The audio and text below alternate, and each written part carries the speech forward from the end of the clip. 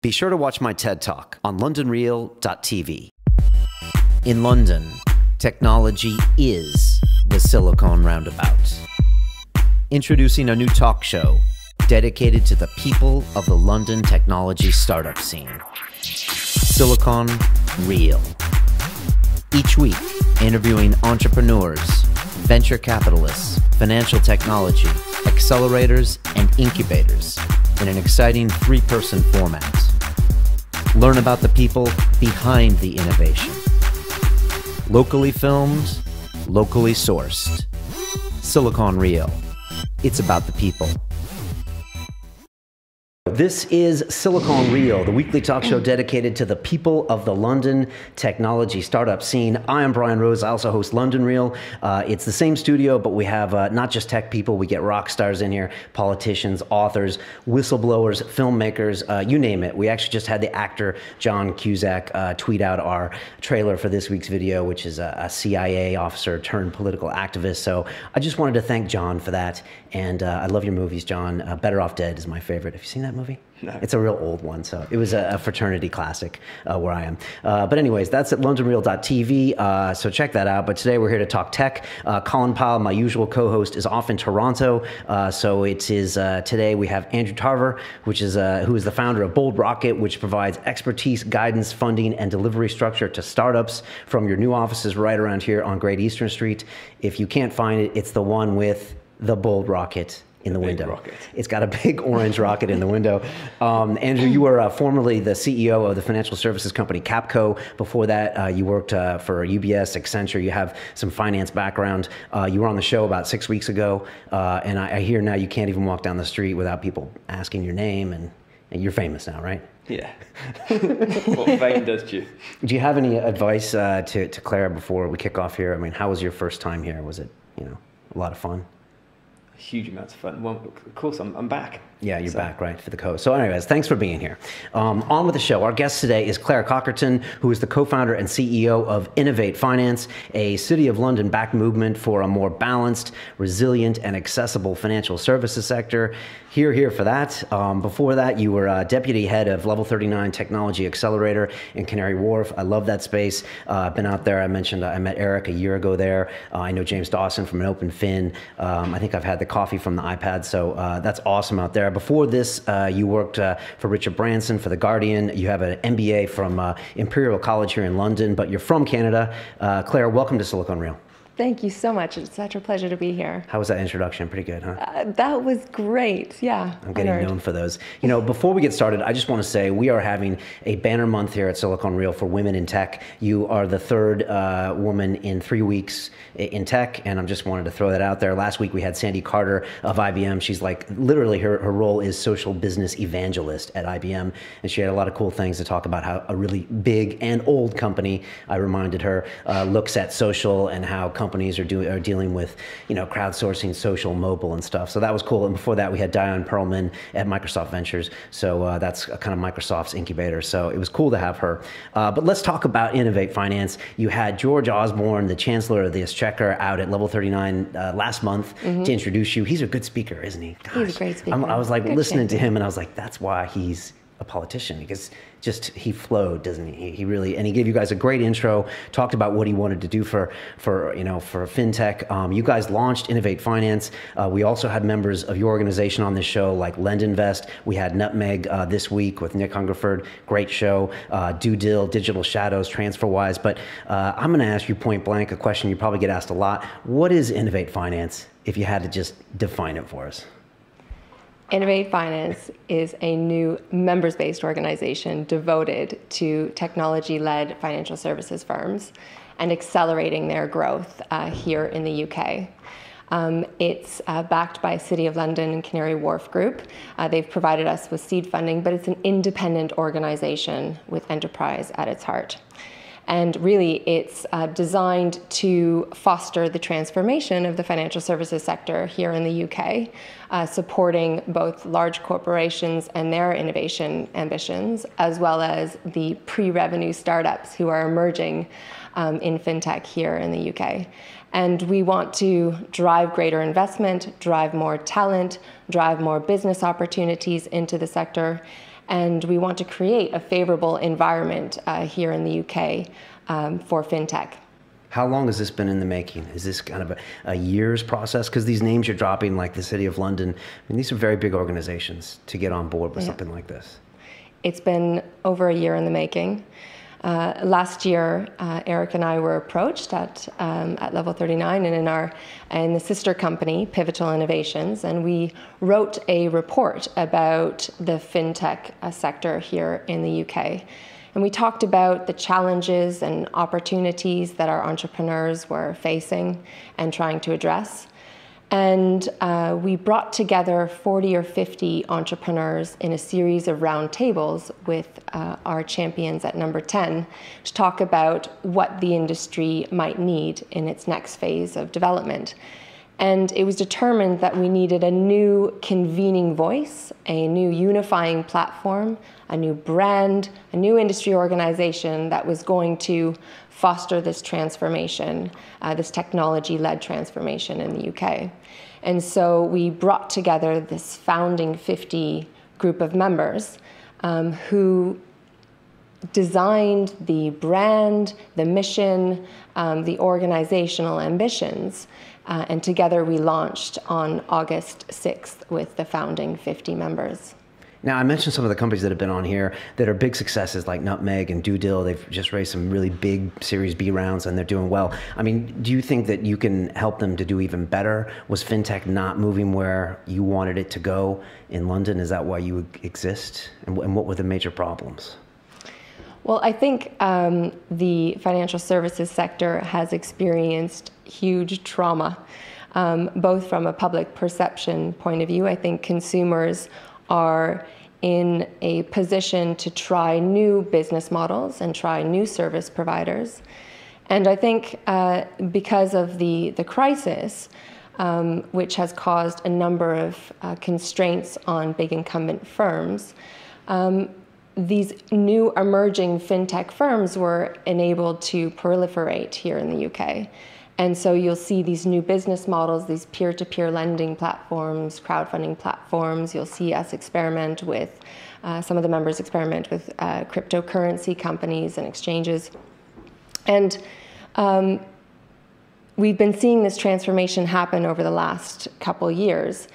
And it was, this organization was a way in which we brought together these emerging firms together with investors, with policymakers, and with the regulator to determine what it is we need to do to revolutionize the sector further. And is there like a specific, if you take some of these companies that have kind of signed on to be part of the group, are you looking for something specific in those companies? Do you want them to kind of bring something to the table when it comes to like an innovative piece? Or would you accept a really young company that just needs help? You know, like you've talked about, like selling to banks is such a long like lead time and there's so many barriers to get in. So who are you looking for to be members? Well, our membership base ranges from a large corporation who's looking to innovate and to back and to purchase from these smaller firms, to pre-revenue startups. And we're really, our membership is designed to be inclusive and cross-sector. So we'll deal with payments providers and data analytics companies and big tech firms and wealth management companies. So we operate across the sectors and at every size of organization as well, at every stage of maturity. And we feel there really is a space, a need to have a cross-sector organization which enables collaboration between the big and the small. The small guys bring tech, they bring innovation, they bring talent, they bring fresh ideas, they bring multidisciplinary teams, they come from all around the world to come to London. And the large corporates bring the experience of doing business on an international scale. They bring access to new customers. They bring a tremendous amount of insight into the major infrastructure challenges a bank might have and can enable a startup to refine its product to sell into the bank in a much more easier and faster way. You know, we always talk about the innovator's dilemma on the show, and it's almost, I always kind of talk about it maybe too digitally. It's always like you got TransferWise on this side and you got Barclays on this side, and never the two will meet. And maybe in 5 years, one will be acquired by the other. I don't know which way. And and so you never know how they're going to work together. We've seen Barclays do, you know, their accelerator now with Techstars, and you see the banks kind of dipping their toe, or the FinTech Innovation Lab. And I was wondering what you think, Andrew, of an organization like Innovate or some of these accelerator incubators where the banks try to innovate, but then it's hard for them to innovate because they're such big organizations.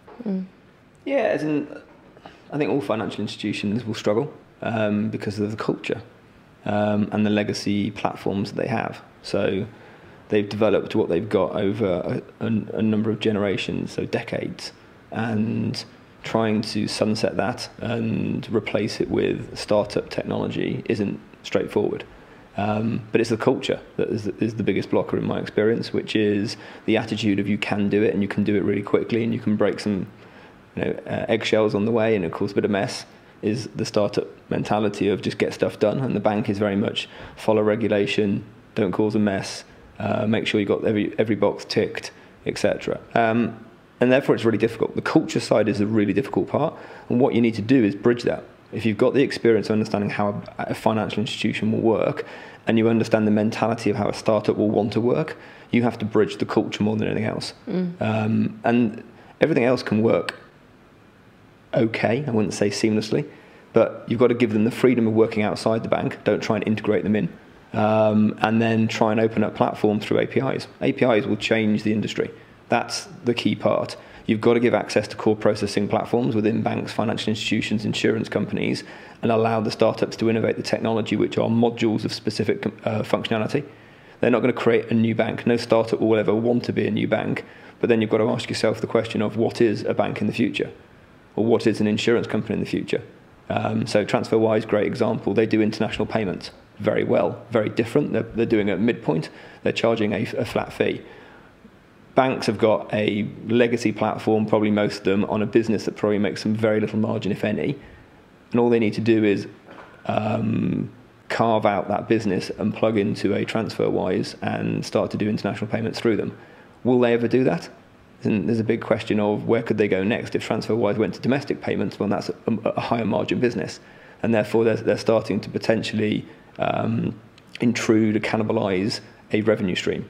So there's nervousness, and my question always with big financial institutions working with startups is, what's the motivation?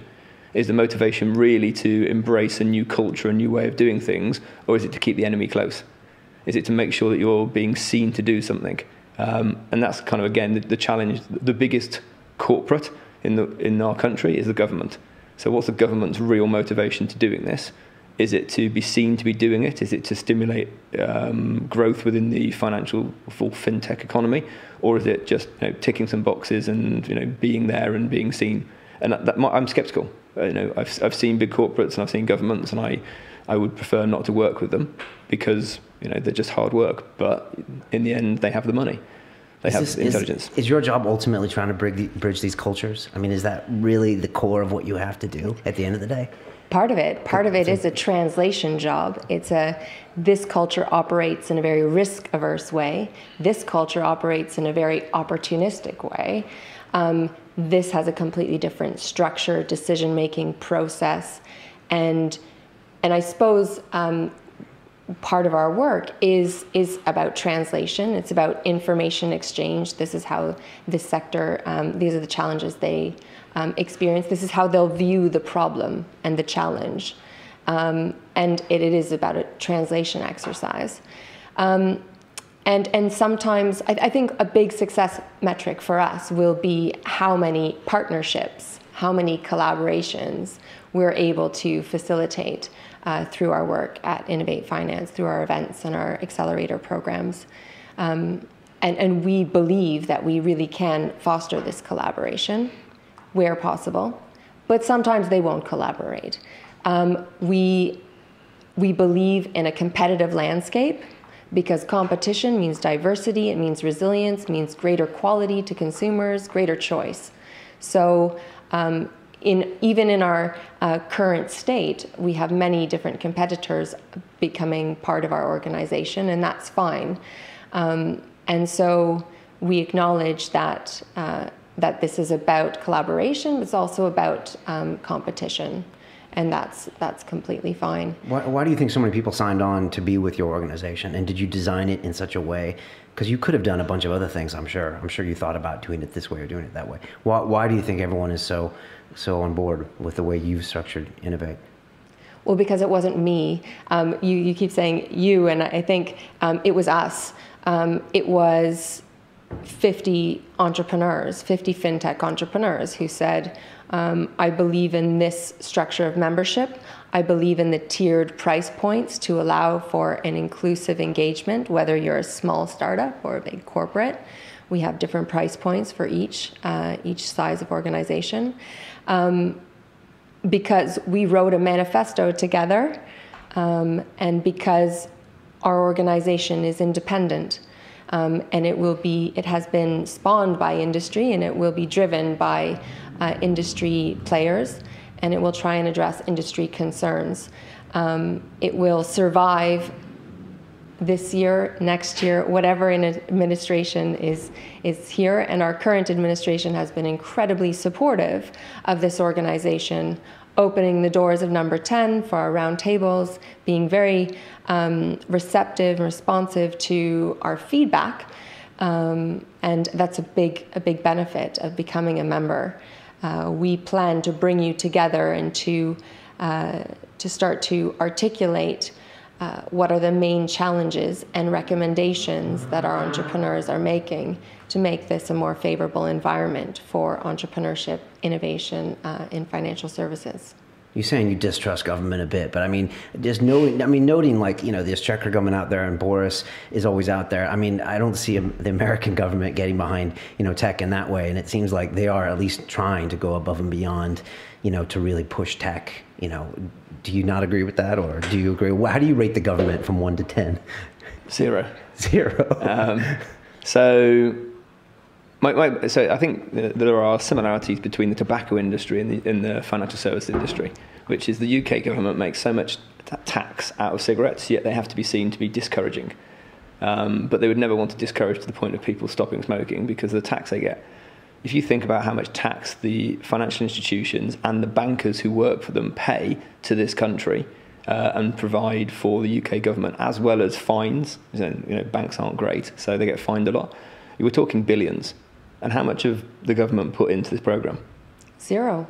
This is not government backed. I know, but George Osborne will sit there and say, "We support this. This is Innovate Finance. We want to move forward." But this is to promote collaboration, right? So put some of the billions back in, change it, disrupt it, make the banks think differently. Encourage startups to come through. Do something that's going to cause the disruption and change the industry. That's my encouragement to them. Yeah, it's interesting. I mean, they have tax breaks, things like that. I don't know if we want the government directly investing in these things. Exactly. But your opponents may. Well, how do you rate the government on a 1 to 10 scale? Let me get your opinion. I mean, you've seen what they do. You've seen where they're investing. They're talking about 4G and 5G. Are they doing enough? I think they're doing a great job at the moment, and I think there's always more to do, and we have ideas about that. And we'll continue to feed that back where that's possible. But I think there have been great tax reforms made. There are great incentives for investment. There is a lot of talk about investing in the digital infrastructure in London, and we definitely need to do that because it's not ideal at the moment. And I think this administration is receptive. We needed to be an independent organization. We needed to be industry driven. But George Osborne did commit an additional 100 million worth of funding through the British Business Bank to go through alternative finance providers, and has commissioned a number of really important consultations so that we can lead on a global scale in setting a cryptocurrency framework or setting more favorable policies for financial services tech companies. You guys hosted a Bitcoin conference over at Level 39 last year or this year? Yeah, last year. I just wanted to get or a year what you thought about Bitcoin and the future of fintech, since you're dealing with all these organizations. Is it going to be an issue or a rounding error? And then I want to get your thoughts too. Well, Bitcoin is just one of the cryptocurrencies out there. We think the technology is an incredible innovation, and we think it applies to other industries as well. We think this concept of a public ledger, a transparent, a highly secure platform is an incredible innovation that will enable a more effortless transfer of value. We think it's really exciting. We believe we need to set a framework. We believe we need to set tax policy that appropriately addresses this sector. And we're very excited to be part of the consultation. So it's a great way forward at the moment, but I can't say where we're going to land in 6 months' time or 12 months' time, but we're all very excited. And we have several cryptocurrency companies as members. Yeah, there's been a lot of talk about it. I think it kind of peaked maybe a few months ago, and as the price goes up, there's more to talk about. But when I talk to e-commerce guys in the sector and people we've had on the show, they're saying like a small percentage of their sales will be that in the future. What do you see? Do you have Bitcoin or crypto guys in Bolt Rocket right now? Yeah, we're housing about 5 or 6 companies.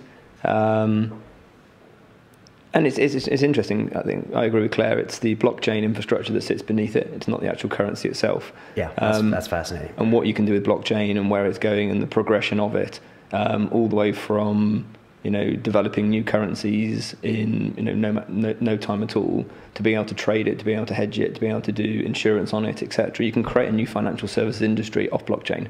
And actually doing that and proving it and understanding what the stress points are is where we need to get to in the next 12 months. As in really push it hard, be aggressive. I think there are, Claire rightly says there needs to be some regulation around it, but actually break it. Cause there a need to be regulation around it by growing it quickly, and make people act quicker by putting regulation around it. But let's not wait to put regulation and then grow it. Let's absolutely try and break it. Let's actually try and prove what it can do. Let's get as many companies working on possible and do things like I'm a massive believer that in the future, a currency that we will trade is our own personal data. So using actually, as I'm collecting more and more data through Internet of Things, devices, wearables, etc., and people are exploiting that at the moment. Big companies are making huge profits out of my personal data and using it for their advantage through advertising. Let's create a currency and work out how we can trade that currency through a blockchain infrastructure. And we're working on some stuff in the background around that, because that's kind of the core of the people revolution thing I talked about before, of allowing an individual to be able to monetize their own asset, which is their own data, their digital soul. Yeah, and their attention as well. You've seen a lot of places like YouTube. You can, I think, is working on, so you can do a subscription where there's no ads. Yeah. So it's like your own data and your own attention. Maybe monetize that in a way, as opposed to probably ineconomically giving it here and there and not being compensated for the right thing. iPhone 6 just came out, and we got this near field communication. So we're potentially going to be paying for everything with our phone. Both of you want to get your opinions. Is this going to change the world of finance at all? Is London positioned for this, or is it just the credit card companies making a win via Apple? Claire, do you have any opinions on it? I know the announcement's fairly new, but. Absolutely. We think it's a very exciting innovation. We think other mobile device providers will follow. We think it is incredibly powerful, will have a huge impact on the current structure of banking service and payments and mobile wallets. And we think it's a really exciting innovation that will really impact the structure of the industry. Are there startups that are going to take advantage of that, or is it literally the credit card services are already set up to work with Apple? I think Apple have been clever, which is they've kept the existing credit cards, debit card banks on side by including them in a wallet, and they're using the rails of the industry. It's interesting that there's still not a majority proportion of merchants who have NFC capability in their stores. So actually, it is a small number, and especially in the big cities. So I think it will be a slow uptake. People will be interested. We'll see what happens with security glitches. But Apple absolutely must have a roadmap of saying the banks and the debit cards and the credit cards go away at some point, and they'll have a product which allows them to create another product line. I think they're playing nicely for the first 12, 18, 24 months. And then you'll see a roadmap of other things coming through. Is it the iTunes scenario? Yeah. As in, I think the primary credit card that will be used will be whatever you use on the iTunes. And then you can default to other cards, which is what whoever did the announcement after Tim Cook said on stage. And you can start to see where this is going already. Apple can monetize out of this product. They don't need the banks with them, but they, to use the infrastructure, they played nicely. It's where they go next, what they do with it. They made a big thing about not using the data of those transactions. Let's see what happens, but that is very powerful. Understanding every single transaction the individual's making, where they're spending their money, what the patterns of behavior are, and what you can do with machine learning that sits above that. That's really powerful, and I'd be surprised if they kept that position of, we won't use it. I imagine they won't use it unless you give them permission to do it. And if you give them permission to do it, they then can really influence your life, which then encroaches on Google. So then you're getting into the machine learning of actually, what does this person do? What do they want? Where are they moving? Is there an advertising associated with it? Is there product push they can do? So there's a lot of things that can come from this, which I spend most of my life doing analysis, evaluation, assessment, etc. of a purchase using Google. So they know exactly what I'm thinking about buying. Apple now know what I am buying. So the machine learning of the two, Google will come in with a product, hopefully, which is going to be competitive to Apple in some way, and therefore they know all the evaluation, the assessment, the needs of the individual, and may have the transaction at the end of it. So the big power play coming in. The big loser from it, because Apple will move there very quickly, is e-commerce, payments, so PayPal. Because you can do seamlessly with a code, not using your credit cards, a similar thing to what PayPal's doing. And if you look at the stock price, it's eBay, PayPal who are suffering at the moment. Does that mean MasterCard and Visa in the end become redundant too? Depends where Apple go. As in, I think at the moment, absolutely not. They've done a nice collaboration with Visa, MasterCard, and Amex, and I think clever move by them. But yeah. There was an interesting article also in the FT, and Steve Perry from Visa, the chief digital officer, commented. He feels it was a really positive move, obviously, and it would lower Visa's transactional costs. And if you're signed on to Apple at iTunes with that payment detail, it's really easy. It's just that the banks will lose their branding profile. Because Apple will own that customer interface. And again, they become much more of this controlling party, able to deliver a much more intelligent and comprehensive customer experience, potentially. Yeah, it could be the music industry and iTunes all over again, but then you can argue that it was going that way anyways, and these seamless payment structures are going to happen with or without Apple. So, but think about what we could do with Amazon as well. So from the fact that you're knowing what people are purchasing, and you've kind of got the transaction then sitting in a store, it's kind of, you're in the Amazon world as well. So they're all starting to intrude one another's territory. It's fascinating to watch Amazon, Apple, and Google. It's just like, Google just announced like a new grant of like $100,000 for people to use the iCloud for startups, and obviously they're positioning against Amazon. They're both driving cloud rates down to nothing. Yeah, it's fun to watch. Let's talk about major tech sectors. In fintech, we have to look at New York City. Claire, is there stuff that you see that New York City that we could be doing that they're doing, and are there some things that you see that we do much better than them? I mean, New York City has the financial services sector. It rivals London, and Silicon Valley obviously has the great tech. But what we can claim is the fintech together. I think New York City is making great advances in digital infrastructure, but what I think that London leads on is the talent pool that we have here, and the multidisciplinary nature of our tech community.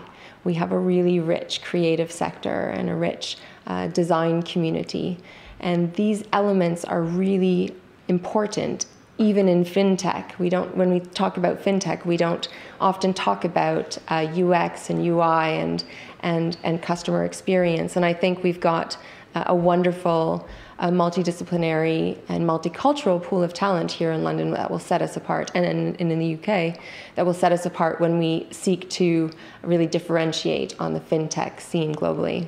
Yeah, it's a good point. Something that Nick talked about last week, or the one that we released this week, about how he spent, I think he had 580 names before he came up with Nutmeg, which is not an obvious name by any means, and all of the UX they did before. I mean, just finding about people's relationship with money, which I'm sure, you probably thought a lot about as well, and how is someone risk averse or the opposite? And he's like, well, it's not that simple. It's not a digital call. You might have a pool of money that you're saving for your retirement. You might have a pool that you want to make risky, and this whole thing. So yeah, the design is going to be an interesting aspect. When it comes to Innovate Finance, is there something that you get constantly asked by, say, the smaller members or the bigger members as like what will make a success for them in like a year or 2 years? Is it like a specific partnership, or is it like an introduction, or what do you facilitate as a win metric for you, say 2 years from now?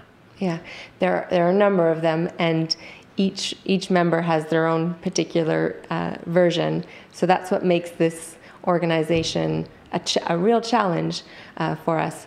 But for us, it's driving greater investment into the sector, particularly filling the VC gap between 2 million and 10 million here in the UK.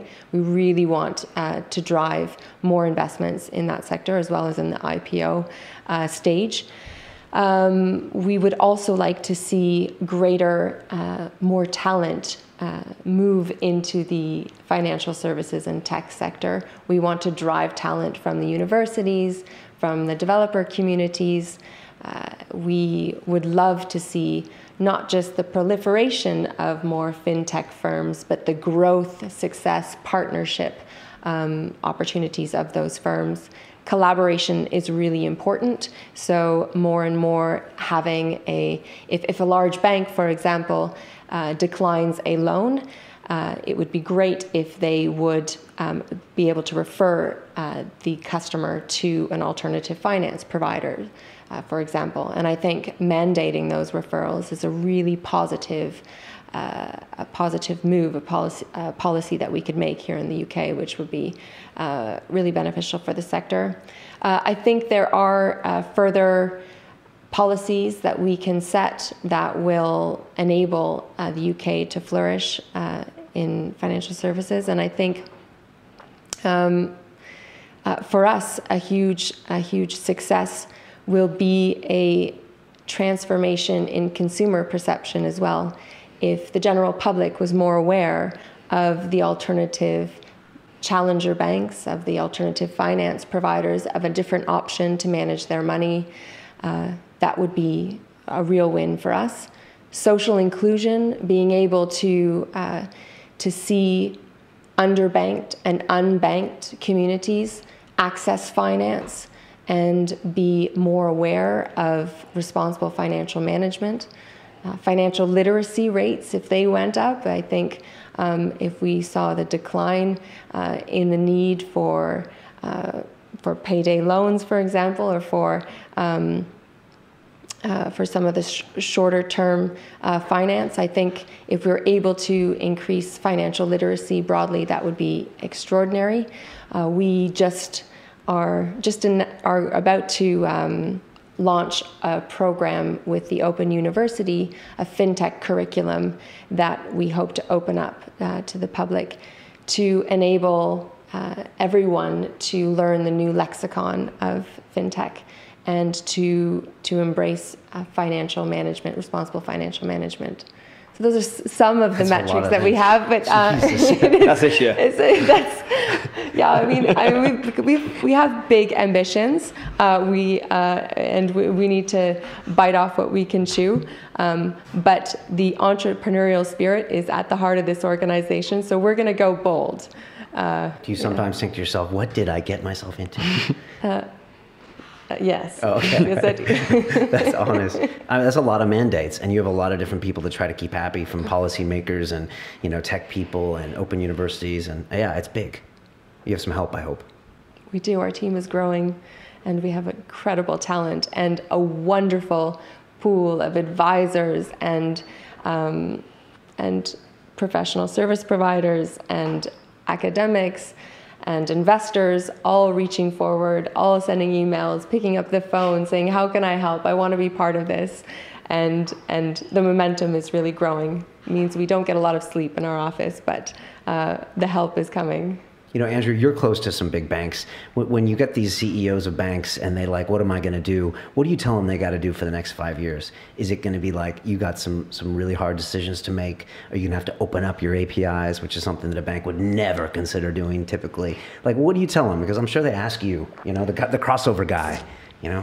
Yeah, as you say, we've got a number of these conversations going on. And I think the first thing you say is start small and start outside the bank. So don't try and do anything, because the immune system of any big financial institution or any institution will try and kill you. I like that immune system. And you're a foreign body in trying to do something which is a stable infrastructure, or the human anatomy doesn't like foreign bodies, and it will fight, and it will basically try and crush it and kill it, and it thinks it's doing the right thing. So what you have to do is start outside, bring in some like-minded hypos, as I call them. So bring the people who've got potential inside the organisation, have that talent, have that understanding, understand the organisation's positives and negatives, who can help you move forward. And at some point, yes, you have to come back and integrate.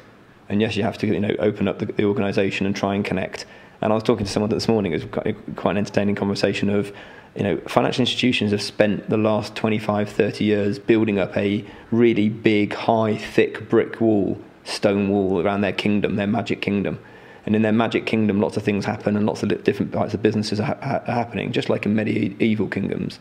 And now there's people like me who are trying to tunnel in, and they will go, oh, you're not allowed in our magic kingdom. Our magic kingdom's got really high walls and really thick walls. And all of the security is trying to prevent you from getting in. But I want to come in, because I need to come in to get information out to be able to do what I want. And it is an absolute culture shock that someone wants to break through that with permission to get information, to take it back out the bank, to build the new bank.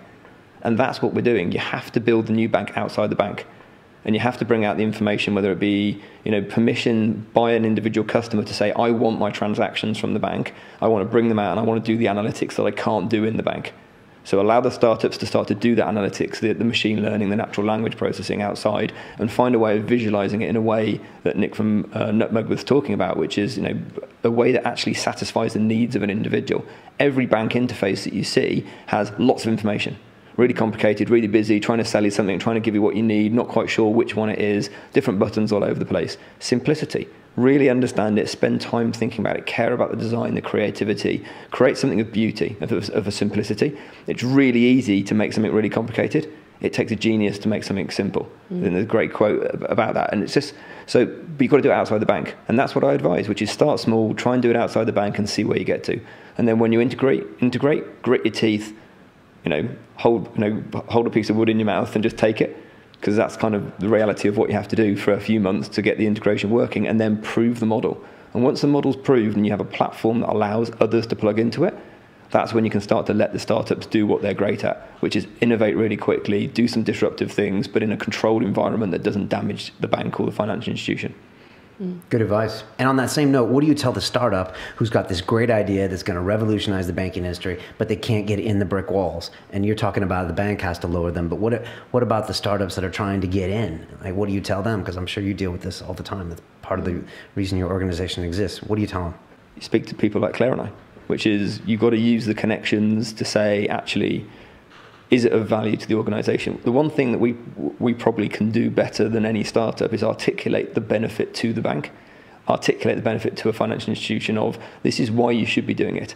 Most of the startups don't have an understanding of actually the restrictions organisations in financial services have, or the problems it could cause, etc. So having some level of understanding around that, and then helping kind of facilitate the conversation, push the product in front of them, not for self-interest. Because what you want to try and do with the bank or with anyone in any situation is build trust. And trust comes from that credibility, the reliability and the intimacy, and it's undermined by the self-interest. So it can't be just about I want to be rich, I want to be successful. It's about I actually really want to change financial services for the better, for the customer. I want to make it great. I want to make it truly better than it is today. Self-interest is gone. Then what you need to say is, I'm credible. I can do this. I understand your business. I understand why I'm restricted. I'm reliable, I'm going to do what I said I could do, and I've got some closeness to you, some intimacy, and I've built a relationship and I understand you. That's how you build trust. And you've got to build trust really fast within these organizations, because the senior people move very quickly. And therefore, you've established trust with one person, and suddenly the job's gone, he or she has moved on, someone else in there, established trust again.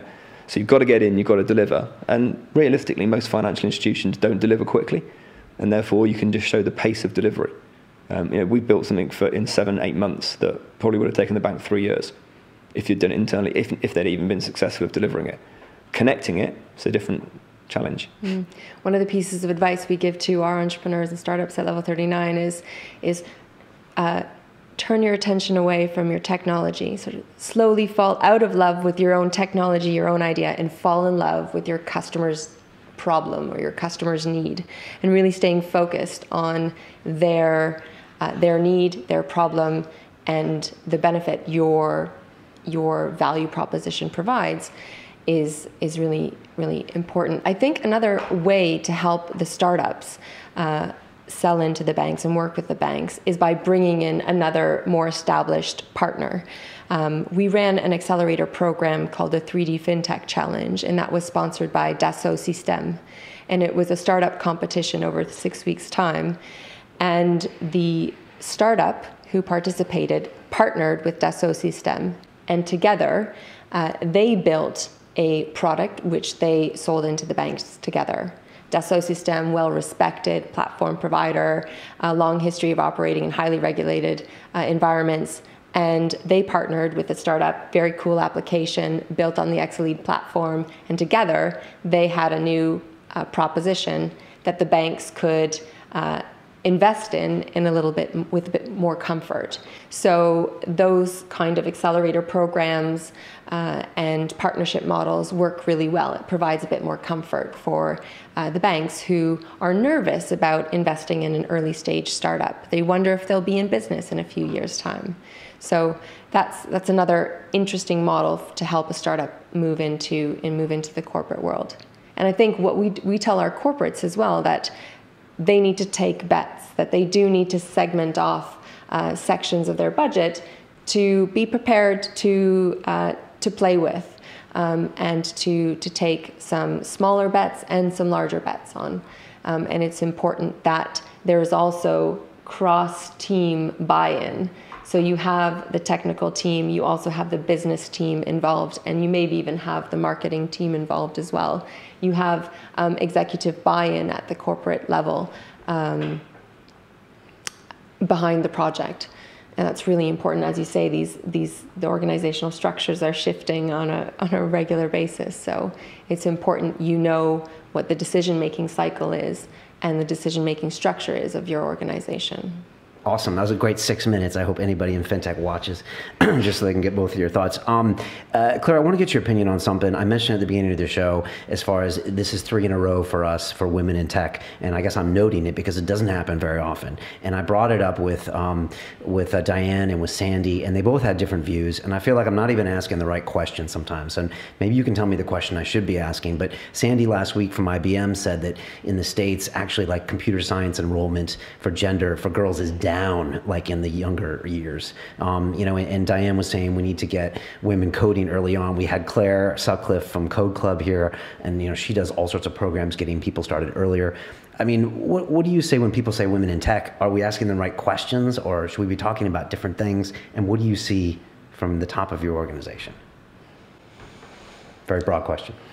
Yeah, big question. Lately, I'm not the only woman in the room. There are several others around the table, which is exciting. Okay. And we wink at each other from across the room. I think there's certainly an education piece, and there's certainly a piece of work to be done by larger organizations who need to champion and promote their internal teams, their women, into higher positions of management and leadership. So I think there's some professional development work to be done by large corporations. I think startups need to also play a role here. We see such a rich tech startup scene in London, but unfortunately, it's often a group of guys, a small group of guys.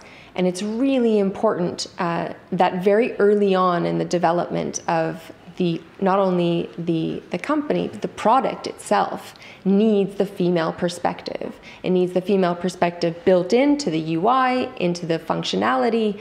If we expect 50% of your users to be this customer base, then let's represent that in the build and in the decision-making part of your organization. So I think we need to acknowledge that good business hygiene and good technical hygiene must involve women at the table.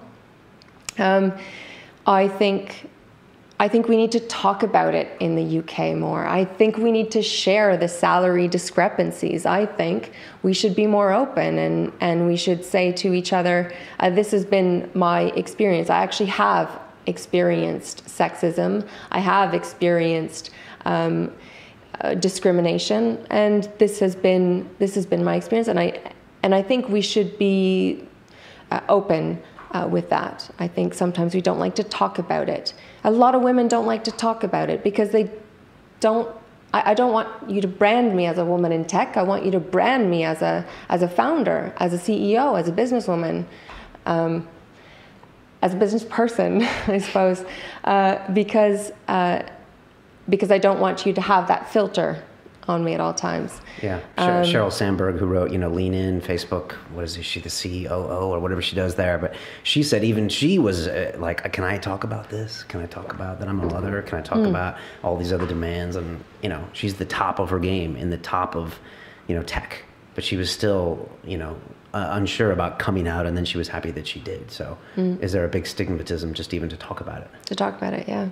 And I think sometimes women struggle with talking about the issue directly, and then actually asking for change. So we experience it, but let's try and come up with a solution. Let's actually look at the problem. Maybe the problem is you're being paid 20% less than your colleague who does the same job, or maybe even you have a higher job and you're paid less than he does. I think you need to look at that with a business lens and have a business conversation, a tough business conversation with your manager, with your organization, to say, this doesn't make sense. I would like something done about it. You need to ask, and you need to articulate it in business terms. It's not good business hygiene if there aren't women on your boards. It's not good technical hygiene if women aren't feeding into the product development process. And it's not good customer management if you don't have a diverse range of voices at the table. I don't just mean women, I mean diversity as well, multiculturalism. It's an important consideration. So we need to look at it from a business lens, and then we need to ask.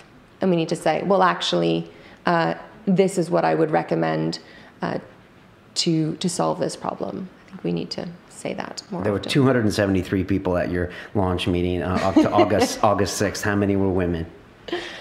I didn't see any in that video. It was you. Actually, quite a few. I think. What percent-wise? I mean, what are we talking here? I think about maybe 20%. Okay. I think we'd be doing quite well if it was 20%. And the industry in general, what is it? Is it 20%? Is it 25%? Is it in fact 10? It's about 11 to 15 in accelerators. Okay. That's low. Well, I was about to ask you what it is at Bold Rocket, but I don't know if I want to ask you. Well, I was just thinking when Claire was talking, I've actually got a very balanced team, and I don't look at the world from a gender or colour or sexual orientation perspective. I just look at the world as being, has that person got the right skills to do it? And I always have done, and when I ran the firm before, a very balanced approach. No one get paid. There's no pay discrepancies. There's no view of someone is male, female, black, white, whatever. It just doesn't even come across my mind of being something that I would consider. And if it happened, I'd kind of question myself and just fix it. I think there's again, from an industry perspective, in financial services, there is very much a stigma attached to maybe male dominance, and it's probably backed up with stats which absolutely prove it. You just got to treat people with the skills and the respect of being a person. It doesn't matter what they are. And I think people just need to, and if people are doing things which are sexist, ageist, whatever it is, then they need to be pushed out of the industry. Because then people just need to out it, not want to work for them, not be comfortable with them, and that will change the industry we're in. Yeah, pay is a great start because that like levels everything and gets it out. Like you said, Cheryl even said that. She's like, a lot of times the women they just won't stand up and say this is not cool, and they won't just stand up and say no, this is not okay, and I demand to be paid and pay me. And then as far as changing the industry, it's so hard. And I mean, education early on and getting people coding of all genders and in all ages and everything is an important thing, but it's not easy. Can I recommend Please. 3 people for you to have on this show if you haven't already? We can keep going. Louise Beaumont from Platform Black, Claire Finn-Levy from Essentia, Okay. and Julia Groves from the Trillion Fund. 3 female fintech entrepreneurs, all very, very smart businesswomen and incredible speakers. Okay. All right. You're calling me out on air. I like it. All right. I'll have to follow that up. Good. I'd love to have more women in here. Claire, I always ask the person in the hot seat here a few questions at the end. I'm going to hit you with those. If you could make a phone call to the 20-year-old Claire and give that young woman a bit of advice, what would you tell her?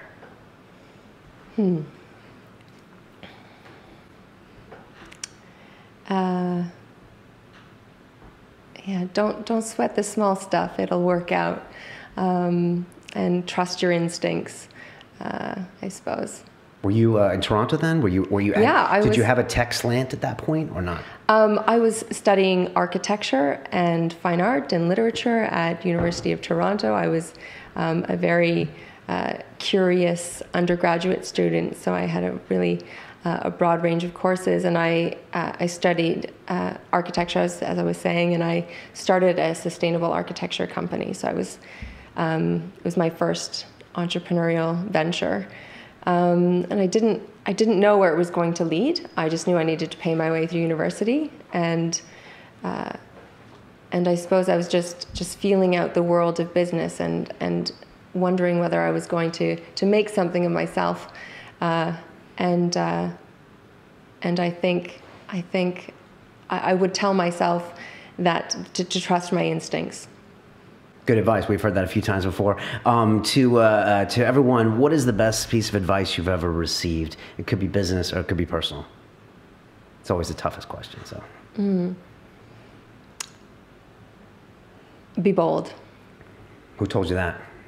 My dad. Okay. And were you able to manifest that in some way? Did you understand what he was talking about at the time? Yeah, I mean, with more or less levels of grace at times, but yes, I think I've been bold in my career, and I think I think women should be bolder in general, and I think it's paid off. I've had a good career. Okay. Last question to the 20-year-old that's listening to us around the world, China, South America, anywhere, who wants to get more involved in tech. What advice do you give to them? What should they do? Educate yourself, network, never have lunch alone, and tap into your own passion, because you can build, with today's technology, you can build a business out of whatever your own passion is and whatever your own desire is in life. Never have lunch alone. I haven't heard that one before. That's pretty good. And what are the chances of Bold Rocket becoming a member of Innovate Finance? To be continued. Okay, fair enough. I've got to earn it. That's a great answer. It could be a fascinating combination, but that's all I said. That's not why I brought you guys here today. Claire, thanks so much for coming on and answering some of these questions. It's such a big job you have here and a big mandate. So I hope in a year from now you can come back and tell us how great it's gone, because everyone sees fintech as London. It's our way to break out. We had Debu Prakastawa here, a former guy at Google in new business developments. I introduced you to him this week, and he said the fintech company in London is is going to be the next Google. You know, it's got the network effect here because of finance and the city and the talent, the design people, like you said, and like this is the shot. So I hope it happens, you know, between the two of you. Thank you very much. We're good people like us. Then you can come back and drive me around in your Ferraris and things like that. So if you're listening to us on iTunes, you can watch us on YouTube. If you have a guest suggestion, male or female, send us an email at hello@siliconreal.com. And Claire, if people want to contact you, what's the best way? Is it Twitter, your website? What's the best? Claire@innovatefinance.com. Good. You always know who, if the real players, if they give you the email right on right online. So fantastic. Andrew, thanks for coming. Pleasure. I appreciate it. You're jet lagged, but you're still very much here, man. I really appreciate a lot of your insights. It's good stuff. Pleasure. Good to see you. As we say, it's about the people. Thank you both, and all the best. Thank you. Thank you. Okay, bye.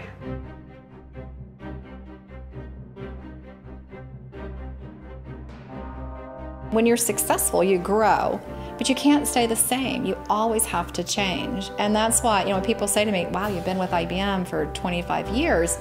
I have, but it's been almost like working for multiple different companies, multiple different roles, because we constantly change to stay on top of the game. A great company cannot have great customer engagement without great employee engagement. Those who are really excelling in the marketplace, who are pace setters, about 27% of those folks, what are they doing that's different than all the rest of the companies out there? What could we learn from them?